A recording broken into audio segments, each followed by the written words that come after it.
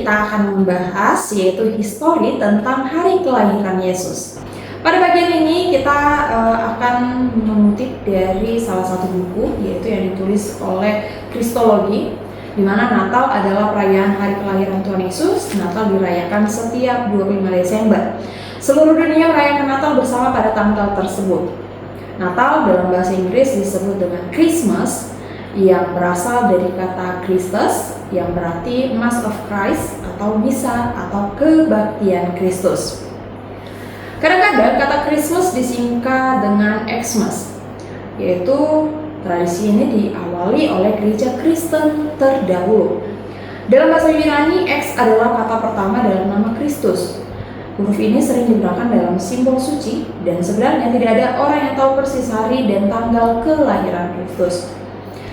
Catatan pertama peringatan hari Natal adalah pada 336 Masehi, tepatnya pada 25 Desember. Perayaan Natal ini bermula ketika Kaisar Konstantin dari Roma meninggalkan agama nenek moyangnya dan menjadi Kristen. Kemudian ia memasukkan perayaan Natal ke gereja sebagai pengganti pesta penyembahan dewa matahari ketika ia masih kafir. Bertahun-tahun sesudah Kaisar Konstantin meninggal, orang Kristen terbiasa merayakan Natal sampai sekarang di seluruh dunia. Gereja mengambil alih 25 Desember dari pesta kafir bangsa Romawi yang terkenal dengan ungkapan Dies Natalis atau Solis Invicti, yang merupakan hari raya kelahiran dewa matahari atau Mitra yang tidak terkalahkan. Pemujaan terhadap dewa matahari sangat populer pada masa itu dan dirayakan sangat meriah saat titik balik peredaran matahari. Tidak ada orang yang tahu tanggal lahir Yesus secara pasti. Mengapa? Karena pada zaman itu merayakan ulang tahun atau kelahiran hanyalah kelaziman orang kafir.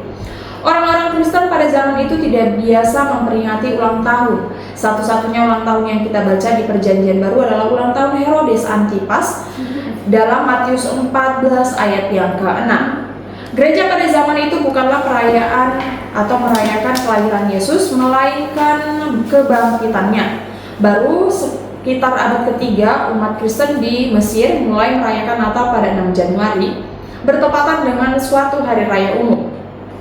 Gereja di Roma baru mulai merayakan Natal pada akhir abad keempat, dan tanggal yang dipilih adalah tanggal 25 Desember. Tanggal tersebut dipilih untuk memberi isi yang baru kepada perayaan kafir yang menyambut kembalinya matahari ke belahan bumi bagian utara. Pada waktu perayaan Dewa Matahari, masyarakat menyiapkan makanan khusus, menghiasi rumah mereka dengan daun-daunan hijau, menyanyi bersama, dan tukar-menukar hadiah. Kebiasaan ini lama-kelamaan menjadi bagian dari perayaan Natal.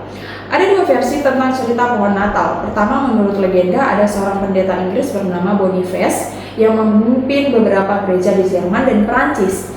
Suatu hari dalam perjalanannya ia bertemu dengan sekelompok orang yang akan mempersembahkan seorang anak kepada dewa Thor di sebuah pohon oak.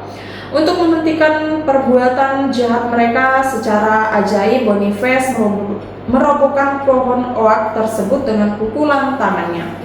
Setelah kejadian yang menakjubkan tersebut, di tempat pohon oak yang roboh, tumbuhlah sebuah pohon cemara. Kedua, dikisahkan bahwa ketika Martin Luther sedang berjalan-jalan di hutan dan pada suatu malam ia terkesan dengan keindahan gemerlap jutaan bintang di angkasa yang sinarnya menembus cabang-cabang pohon cemara di hutan.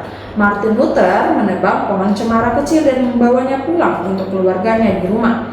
Untuk menciptakan gemerlap bintang seperti yang dilihatnya di hutan, Martin Luther memasang lilin-lilin pada setiap cabang pohon cemara tersebut.